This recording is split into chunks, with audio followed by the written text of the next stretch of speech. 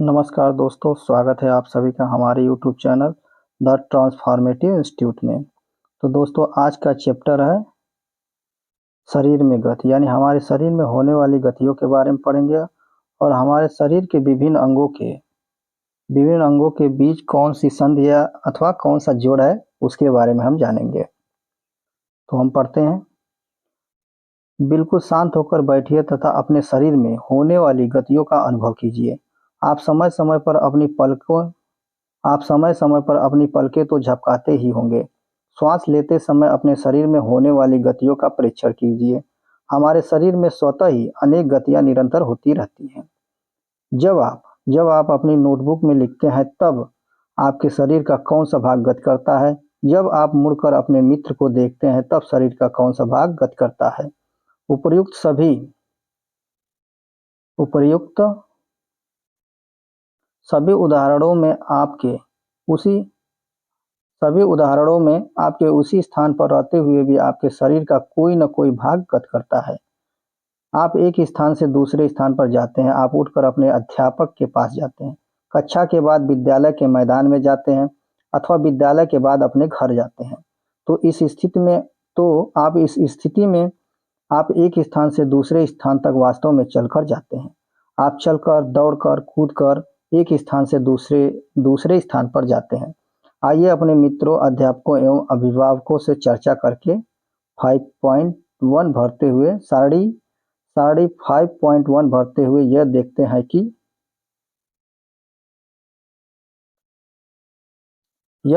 हैं कि जंतु एक स्थान से दूसरे स्थान तक किस प्रकार गमन करते हैं।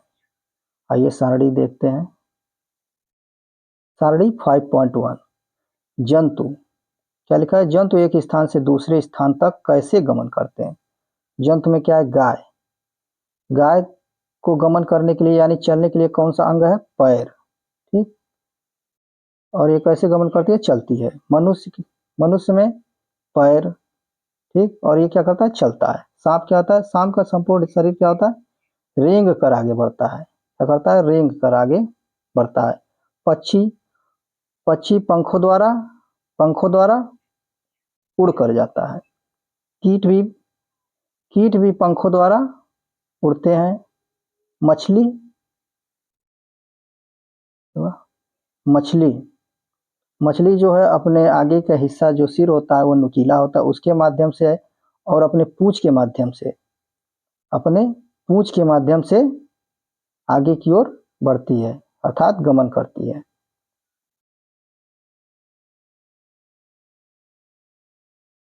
ये देखते हैं। चलना, टहलना, दौड़ना, उड़ना, छलांग मारना, रेंगना एवं तैरना इत्यादि जंतुओं के एक स्थान से दूसरे स्थान तक जाने के कुछ ढंग हैं।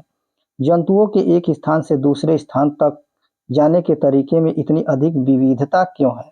क्या कारण है कि अनेक जंतु चलते हैं जबकि सांप रेंगता और मछली तैरती है?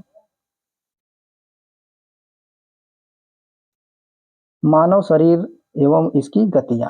अब मानव शरीर में होने वाली गतियों के बारे में देखते हैं।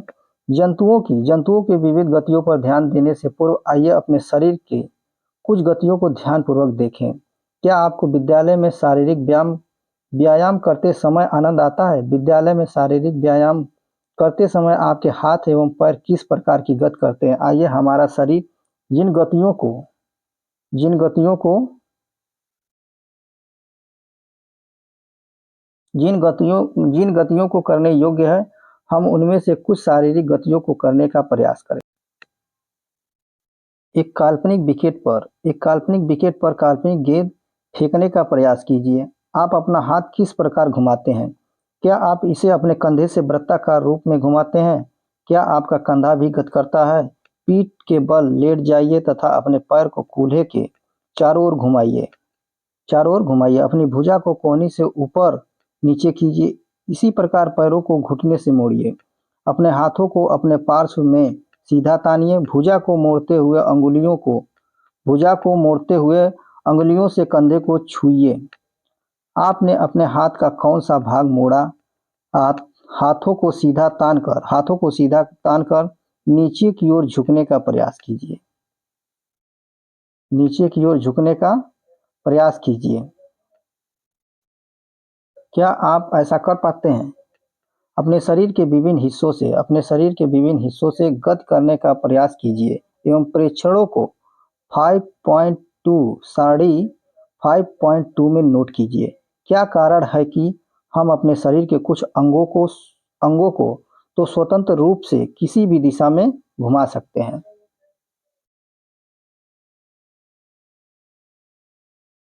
जबकि कुछ अंगों को केवल एक ही दिशा में घुमा सकते हैं। हम अपने शरीर के कुछ भागों को घुमाने में असमर्थ क्यों रहते हैं? क्रियाकलाप 1। एक पैमाने को अपने हाथ पर चित्र 5.1 में दर्शाई गई स्थिति में रखिए, जिससे कि आपकी कोहनी पैमाने के मध्य में रहे। अपने मित्र से पैमाने तथा हाथ को एक साथ बांधने के लिए कहिए। अब अपनी कोहनी को मोड़ने का प्रयास कीजिए। क्या आप क्या आप इसे मोड़ पाते हैं?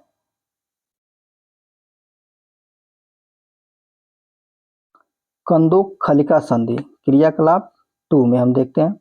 कागज की एक पट्टी को एक बेलन अर्थात सिलेंडर के रूप में मोड़िए। रबड़ अथवा प्लास्टिक की एक पुरानी गेंद में एक छेद करके उसमें मोड़े हुए कागज के बेलन को डालिए। बेलन आप कागज के बेलन को गेंद पर चिपका सकते हैं। गेंद को एक छोटी कटोरी में रखकर चारों ओर घुमाने का प्रयास कीजिए।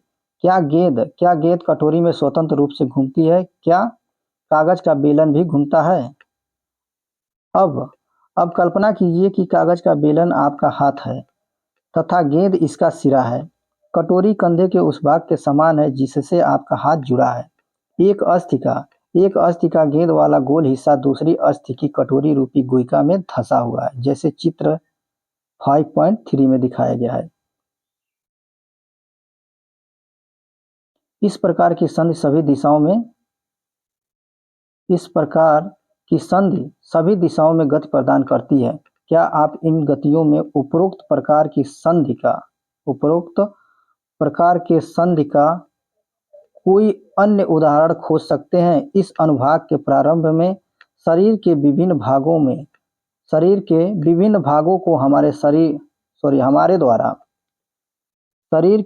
भागों को हमारे द्वारा दी गई गतियों का स्मरण कीजिए। चित्र 5.3 में क्या दिया गया? कंदुक खलिका संधि। ये श्रोणि अस्थि, ये जांघ की अस्थि है और दोनों के बीच में क्या है? कंदुक खलिका संधि। अब धुराग्र संधि के बारे में पढ़ते हैं और किन अंगों के बीच ये होता है। गर्दन तथा सिर को जोड़ने वाली संधि धुराग्र संधि है। इसके द्वारा सिर को आगे पीछे या दाएं एवं बाएं घुमा सकते हैं। इन गतियों को करने का प्रयास कीजिए। यह गति हमारे हाथ की उस गति से किस प्रकार भिन्न है जिसमें कंदुक खलिका संधि द्वारा हाथ को पूर्णतः वृत्ताकार रूप में घुमा सकते हैं। धुराग्र संधि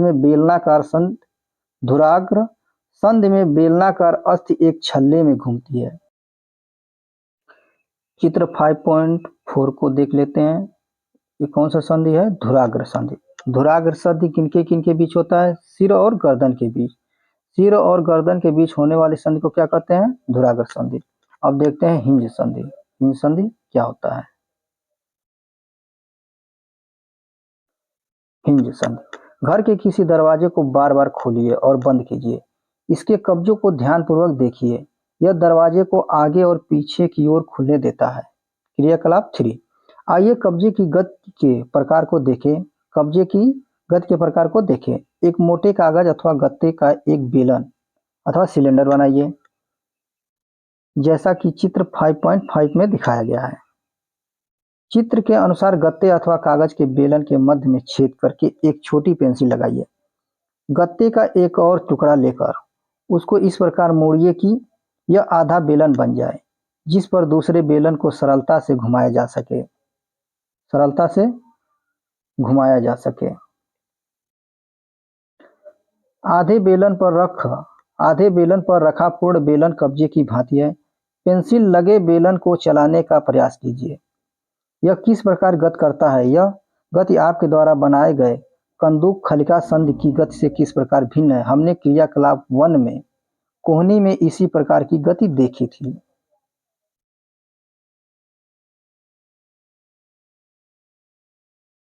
देखिए चित्र 5.5 हिंज जैसी संधि द्वारा गति की दिशा। हिंज जैसी संधि द्वारा गति की दिशा। चित्र 5.5 में जो कुछ हमने बनाया था वह एक हिंज से भिन्न है, लेकिन इससे यह पता चलता है कि हिंज एक दिशा में गति होने देता है। कोहनी में हिंज संधि होती है जिससे केवल आगे और पीछे एक ही दिशा में गति हो सकती है। क्या आप ऐसी संधि के कुछ और उदाहरण सोच सकते हैं? आइए अब पढ़ते हैं अचल संधि के बारे में। अचल संधि हमारे सिर की अस्थियों की कुछ संधियां सिर की अस्थियों के बीच की कुछ संधियां उन संधियों से भिन्न है जिनकी चर्चा हमने अब तक की है। ये अस्थियां इन संधियों पर हिल नहीं सकती। ऐसी संधियों को अचल संधि कहते हैं। ऐसी संधियों को कौन सी संधि कहते हैं? अचल संधि। जब आप अपना मुंह खोलते हैं तो आप अपने निचले जबड़े को सिर से दूर ले जाते हैं। अब अपने ऊपरी जबड़े को हिलाने का प्रयास कीजिए। क्या आप इसे गति दे पाते हैं? ऊपरी जबड़े एवं कपाल के मध्य कौन सी संधि होती है? अचल संधि होती है। हमने केवल कुछ संधियों की ही चर्चा की जो हमारी अस्थियों को एक दूसरे से जोड़ती हैं।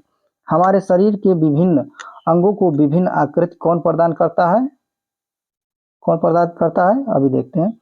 यदि आप एक गुड़िया बनाना चाहते हैं तो आप पहले क्या बनाएंगे? संभवतः गुड़िया को एक आकृति प्रदान करने के लिए आप एक ढांचा तैयार करेंगे। क्या तैयार करेंगे? ढांचा तैयार करेंगे। आप ऐसा नहीं करेंगे। हमारे शरीर की सभी अस्थियां ठीक इसी प्रकार शरीर को एक सुंदर आकृति प्रदान करने के लिए एक ढांचे का निर्माण करती हैं। इस ढांचे को क्या कहते हैं? कंकाल कहते हैं। हम कैसे जानते हैं कि यह मानव कंकाल की आकृति है? हम शरीर की विभिन्न अस्थियों की आकृति के विषय में किस प्रकार जान पाते हैं? शरीर के कुछ अंगों में मौजूद अस्थियों और उनकी संख्या तथा आकृति के बारे में हमें तब पता चलता है जब हम उनका अनुभव करते हैं। क्या करते हैं? अनुभव करते हैं। एक्सरे चित्र से हमें शरीर की सभी कठोर अस्थियों की आकृति का पता चलता है। ये देखिए मानव कंकाल।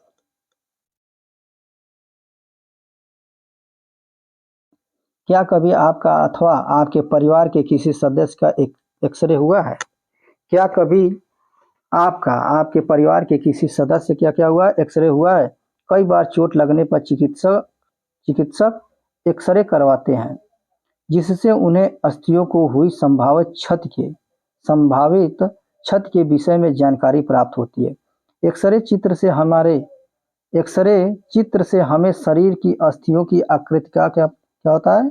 पता चलता है। आकृति का पता चलता है। अपने हाथ के अग्र एवं ऊपरी भाग तथा पैर के निचले एवं ऊपरी भाग की अस्थियों का अनुभव कीजिए। प्रत्येक अंग की अस्थियों की संख्या का पता लगाएं। अपने घुटने और कोहनी की अस्थियों का ठीक इसी प्रकार अनुभव करें और एक्सरे चित्र से तुलना कर प्रत्येक भाग में अस्थियों की संख्या ज्ञात कीजिए।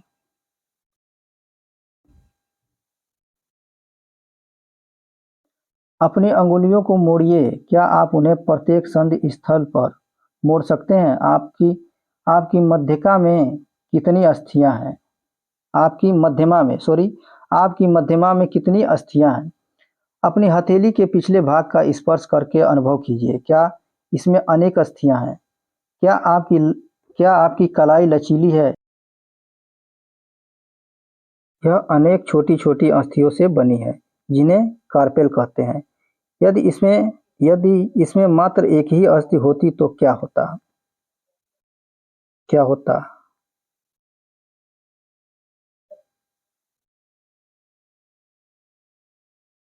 ये देखिए हाथ की अस्थियां हैं। क्रियाकलाप 4। गहरी सांस भरकर इसे कुछ समय तक रोके रहिए। अपने वक्ष एवं पीठ को हल्के से दबाकर अपनी अस्थियों का अनुभव कीजिए। अपनी अस्थियों का अनुभव कीजिए। जितनी पसलियों को आप गिन सकते हैं गिन लीजिए। चित्र 5.10 को ध्यान से देखिए और वक्ष की अस्थियों की तुलना अपने उपर्युक्त अनुभव से कीजिए। हम देखते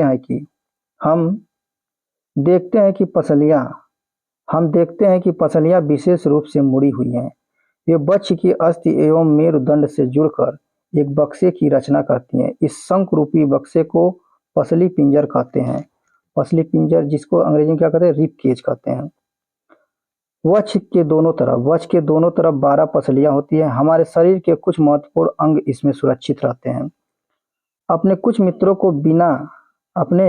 मित्रों को बिना घुटने मोड़े झुककर अपने पांव की अंगुलियों छूने को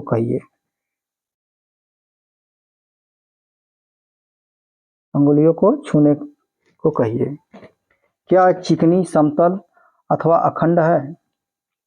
अपनी अंगुलियों को अपने मित्र की गर्दन से प्रारंभ करके उसकी पीठ पर नीचे की ओर लाइए। क्या लिखा है? अपने मित्र की गर्दन से प्रारंभ करके उसकी पीठ पर नीचे की ओर लाइए। आपके द्वारा अनुभव की गई संरचना क्या कहलाती है? मेरुदंड कहलाती है। मेरुदंड यह अनेक छोटी छोटी अस्थियों से बना है जिसे कशेरुका कहते हैं। मेरुदंड 33 कशेरुकाओं का बना होता है। 33 कशेरुकाओं से बना होता है। चित्र 5.12 ये देखिए, चित्र 5.12 में दिखाया गया है मेरुदंड। पसली पिंजर भी वक्ष क्षेत्र का इन अस्थियों से जुड़ा है। यदि मेरुदंड केवल एक ही अस्थि का बना होता तो क्या आपका मित्र इस प्रकार नीचे झुक सकता था?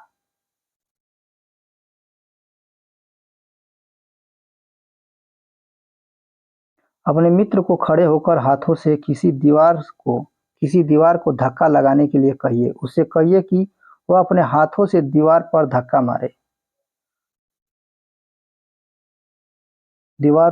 मारे या अथवा दीवार पर धक्का लगाने का प्रयास करे। क्या आपको उसके कंधों के समीप 2 उभरी हुई अस्थियां दिखाई देती है? इन्हें कंधे की अस्थियां कहते हैं। क्या कहते हैं? कंधे की अस्थियां कहते हैं। ये चित्र 5.12 में कंधे की अस्थियों के बारे में, मतलब कंधे की अस्थियां दिखाई गई हैं। चित्र 5.13 को ध्यानपूर्वक देखिए। यह संरचना श्रोणि अस्थियां हैं। यह बॉक्स के समान एक ऐसी संरचना बनाती है जो आपके आमाशय के नीचे पाए जाने वाले विभिन्न अंगों की रक्षा करता है। यह कूल्हे वाला वह हिस्सा है जिसके सहारे आप क्या करते हैं? बैठते हैं। आपकी खोपड़ी अनेक अस्थियों के एक दूसरे से जुड़ने से बनी है। यह हमारे शरीर के अति महत्वपूर्ण अंग मस्तिष्क को परिबद्ध करके उसकी सुरक्षा करती है। हमने अपने कंकाल की बहुत सी अस्थियों तथा संधियों के बारे में चर्चा की। कंकाल के कुछ अतिरिक्त अंग भी हैं जो हड्डियों जितने कठोर नहीं होते हैं और जिन्हें मोड़ा जा सकता है। उन्हें उपास्थि कहते हैं। उपास्थि को अंग्रेजी में क्या कहते हैं? कार्टिलेज। जैसे कान की हड्डी जो होती है उसे क्या कहते हैं? कार्टिलेज। अपने कान को स्पर्श कीजिए। अपने कान को क्या कीजिए? स्पर्श कीजिए। क्या आप किसी कठोर अस्थि भाग का अनुभव करते हैं जिसे मोड़ा जा सके? ऐसा प्रतीत होता है कि इसमें कोई अस्थि नहीं है। क्या आपको अंगुलियों के बीच दबाने पर कर्णपालिका एवं उसके ऊपर के हिस्से में कोई अंतर महसूस हुआ? क्या आपको ऐसा लगा कि कान का ऊपरी भाग उतना लचीला नहीं है जितना कि हमारी कर्णपाली, परंतु यह अस्थि जैसा कठोर भी नहीं है? यह उपास्थि है। शरीर की संधियों में भी उपास्थि पाई जाती है। हमने देखा है कि मानव कंकाल अनेक अस्थियों, संधियों एवं उपास्थियों से मिलकर बना होता है। आप उनमें से बहुत को देख सकते हैं, मोड़ सकते हैं तथा गति दे सकते हैं। अपनी नोटबुक में कंकाल का स्वच्छ आरेख बनाएं। हमने अपने शरीर की उन अस्थियों एवं उनकी संधियों के विषय में जानकारी प्राप्त कर ली है, जो विभिन्न प्रकार की गति करने में हमारी सहायता करती हैं। अस्थियों को इस प्रकार की गति करने योग्य कौन बनाता है? आइए इसका पता लगाएं। अपने एक हाथ की मुट्ठी बनाइए। मुट्ठी के अंगूठे से इसी बाजू के कंधे को छूने का प्रयास कीजिए। क्या कीजिए? प्रयास कीजिए।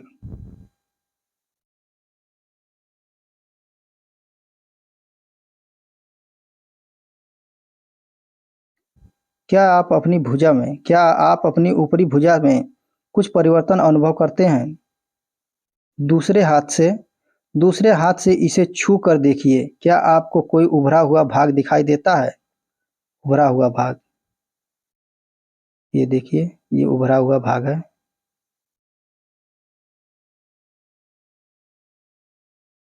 क्या आपको कोई उभरा हुआ भाग दिखाई देता है? इसे क्या कहते हैं? पेशी कहते हैं। संकुचित होने के कारण पेशियां उभर आती हैं। अब आप अपने हाथ को पुनः समान स्थिति में लाइए। पेशियों का क्या होता है? क्या यह अभी भी संकुचित अवस्था में है? चलते अथवा भागते समय आप अपने पैरों की पेशियों में भी इसी प्रकार का संकुचन देख सकते हैं। संकुचन की अवस्था में पेशी छोटी, कठोर एवं मोटी हो जाती है। यह अस्थि को क्या करती हैं? खींचती हैं। किसी अस्थि को गति प्रदान करने के लिए दो पेशियों को संयुक्त रूप से कार्य करना होता है। जब दो पेशियों में से कोई एक सिकुड़ती है तो अस्थि उस दिशा में खिंच जाती है। युगल की दूसरी पेशी शिथिल तो क्या होती है? लंबाई में बढ़कर पतली हो जाती है, शिथिल अवस्था में आ जाती है। अस्थि को विपरीत दिशा में गति करने के लिए अब शिथिल पेशी सिकुड़कर अस्थि को अपनी पूर्व स्थिति में क्या करती है? खींचती है। जबकि पहली पेशी अब शिथिल हो जाती है और जबकि पहली पेशी अब शिथिल हो जाती है, पेशी केवल खींच सकती है, वह धक्का नहीं दे सकती है। अतः एक संधि अतः एक अस्थि को गति देने के लिए दो पेशियों को संयुक्त रूप से कार्य करना होता है, जैसा कि चित्र 5.17 में दिखाया गया है।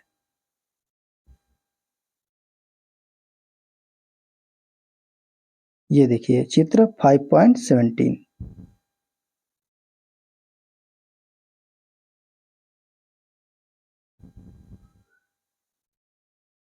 क्या गति के लिए हमेशा अस्थियों एवं पेशियों की आवश्यकता होती है? दूसरे जंतु किस प्रकार चलते हैं? क्या सभी जंतुओं में अस्थियां पाई जाती हैं? केंचुए अथवा घोंघे में क्या होता है? आइए कुछ जंतुओं की गतियों का अध्ययन करते हैं। जंतुओं की चाल, केंचुआ के बारे में पढ़ते हैं। क्रियाकलाप 5। बगीचे में चलते हुए एक केंचुए का निरीक्षण कीजिए। क्या कीजिए? निरीक्षण कीजिए। इसे पकड़कर एक स्याही सोक फिल्टर पेपर पर रखिए। इसकी गति का परीक्षण कीजिए। इसके पश्चात केंचुए को एक कांच की पट्टी, टाइल अथवा किसी चिकनी सतह पर रखिए तथा इसकी गति का परीक्षण कीजिए। क्या यह गति पेपर पर केंचुए की गति से भिन्न है? ऊ- ऊपर की ओर ऊपर की दो सतहों में से किस पर केंचुआ आसानी से चल सकता है? केंचुए का शरीर एक सिरे को दूसरे से सटा कर रखे गए अनेक छल्लों से बना प्रतीत होता है। केंचुए के शरीर में अस्थियां नहीं होती है, परंतु इसमें पेशियां होती हैं। क्या होती हैं? पेशियां होती हैं, जो इसके शरीर के घटने और बढ़ने में सहायता करती हैं। चलने के दौरान केंचुआ अपने शरीर के पश्च भाग को भूमि में जकड़े रहता है तथा अग्रभाग को फैलाता है। इसके बाद वह अग्रभाग से भूमि को पकड़ता है तथा पश्च भाग को स्वतंत्र कर देता है। इसके पश्चात यह शरीर को संकुचित करता है तथा पश्च भाग को आगे की ओर खींच लेता है। इससे वह कुछ दूरी तक आगे बढ़ता है। केंचुआ केंचुआ इस प्रक्रिया केंचुआ इस प्रक्रिया को बार बार दोहराते हुए मिट्टी पर आगे बढ़ता है। इसके शरीर में चिकने पदार्थ होते हैं जो इसे चलने में सहायता करते हैं। क्या करते हैं? चलने में सहायता करते हैं। यह अपने शरीर के हिस्से को जमीन से किस प्रकार टिकाता है? इसके शरीर में छोटे-छोटे अनेक सूक यानी बाल जैसी आकृति होती है। ये सूक पेशियों से जुड़े होते हैं। ये सूक मिट्टी में उसकी पकड़ को मजबूत बनाते हैं। केंचुआ वास्तव में अपने रास्ते में आने वाली मिट्टी को खाता है। उसका शरीर अनपचे पदार्थ को बाहर निकाल देता है। केंचुआ द्वारा किया गया यह कार्य मिट्टी को उपजाऊ बना देता है। क्या बना देता है? मिट्टी को उपजाऊ बना देता है, जिससे जिससे पौधों को फायदा होता है। अब पढ़ेंगे घोंघा के बारे में। क्रियाकलाप 6। किसी बगीचे में एक घोंघे का अवलोकन कीजिए। क्या आपने इसकी पीठ पर गोल संरचना देखी है, जैसा कि चित्र पॉइंट 19 में है?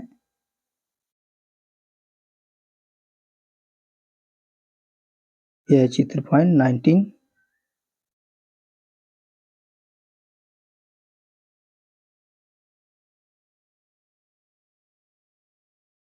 घोंघे के ऊपर जो गोल संरचना होती है उसे क्या कहते हैं? कवच कहते हैं। इसे क्या कहते हैं? कवच कहते हैं। और यह घोंघे का बाह्य कंकाल है, बाह्य कंकाल होता है। क्या होता है? बाह्य कंकाल होता है, परंतु यह अस्थियों का बना नहीं होता है। यह कवच एकल एकक होता है और यह घोंघे को चलने में कोई सहायता नहीं करता। यह घोंघे के साथ खींचता जाता है। घोंघे को कांच की पट्टिका पर रखकर इसका परीक्षण कीजिए। जब यह चलना प्रारंभ करे तो सावधानी से कांच की पट्टिका को अपने हाथों से अपने सिर से ऊंचा उठाकर कांच के नीचे की ओर से उसके चलने के ढंग का परीक्षण कीजिए।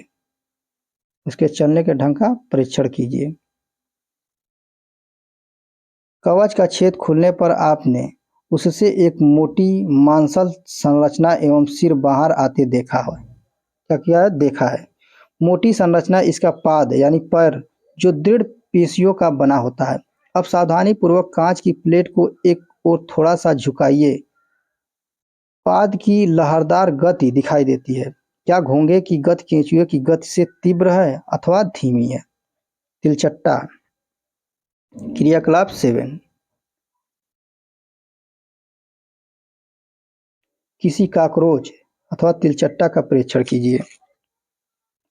तिलचट्टा जमीन पर चलता है, दीवार पर चढ़ता है और वायु में उड़ता भी है। इनमें 3 जोड़ी पैर होते हैं जो चलने में सहायता करते हैं। इसका शरीर कठोर बाह्य कंकाल द्वारा ढका होता है।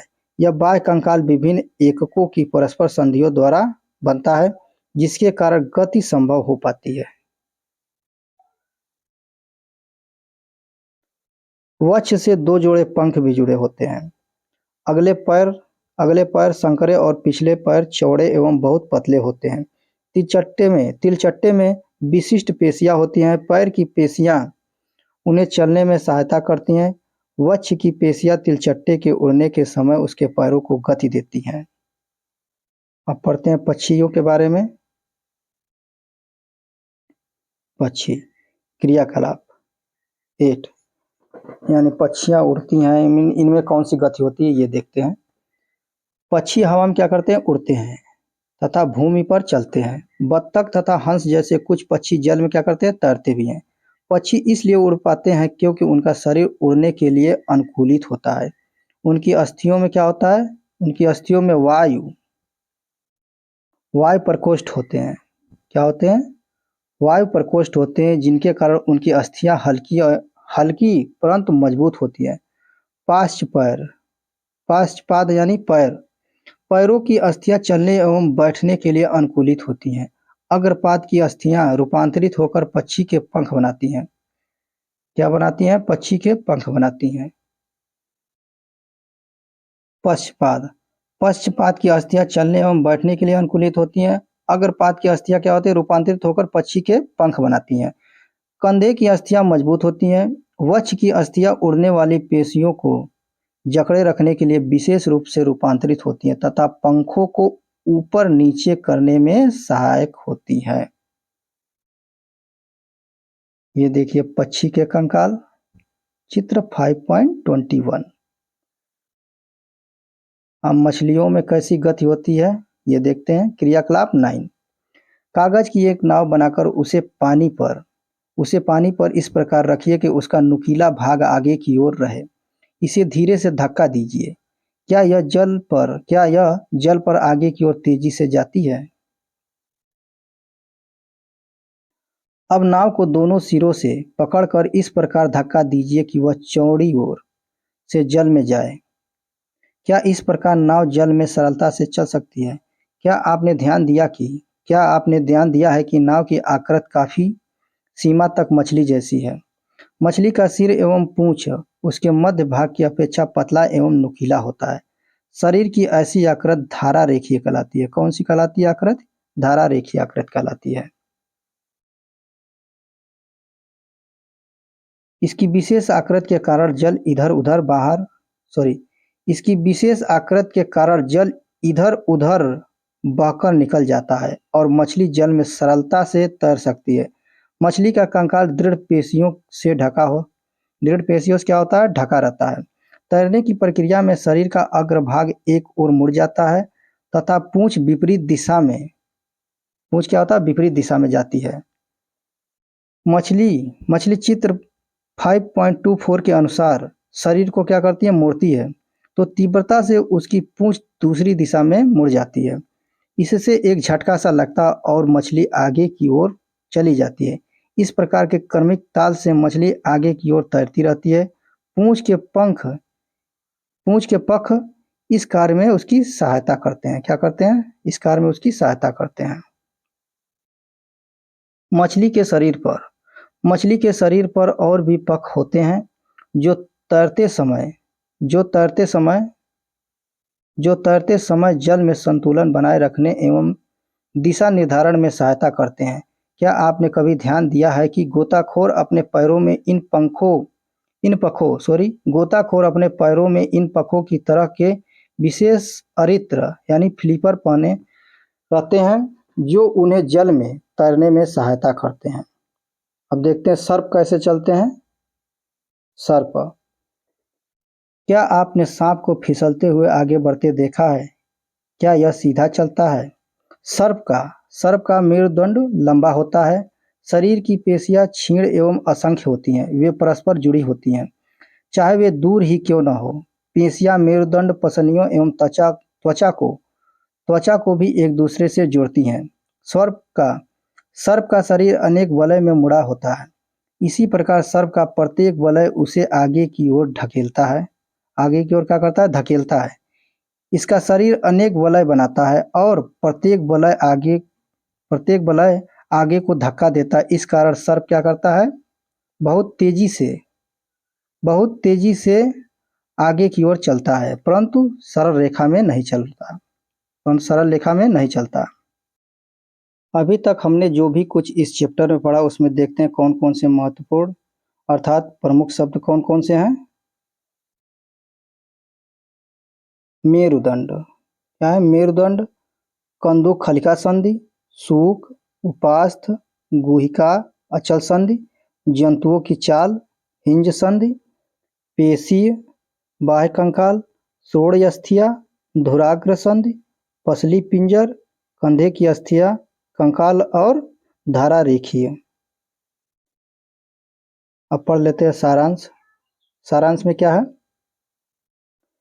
अस्थि एवं उपास्थि मानव कंकाल बनाते हैं।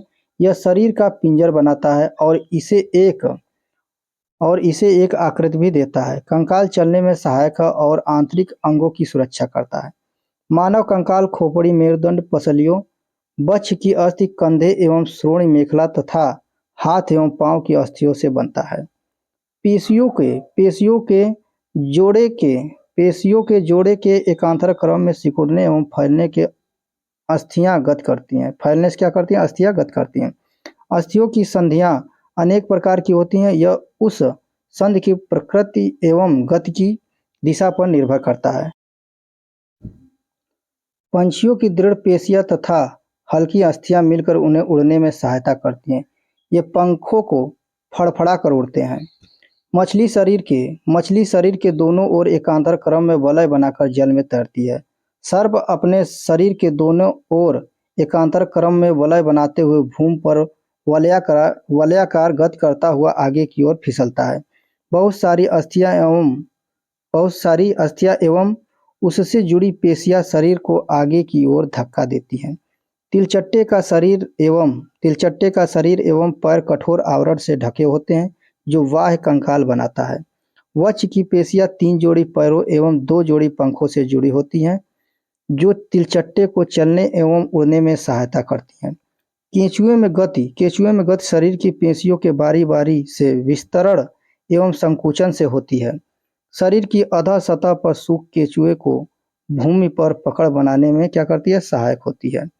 घोंघा पेशी पाद की सहायता से क्या करता है, आगे की ओर बढ़ता है अर्थात चलता है।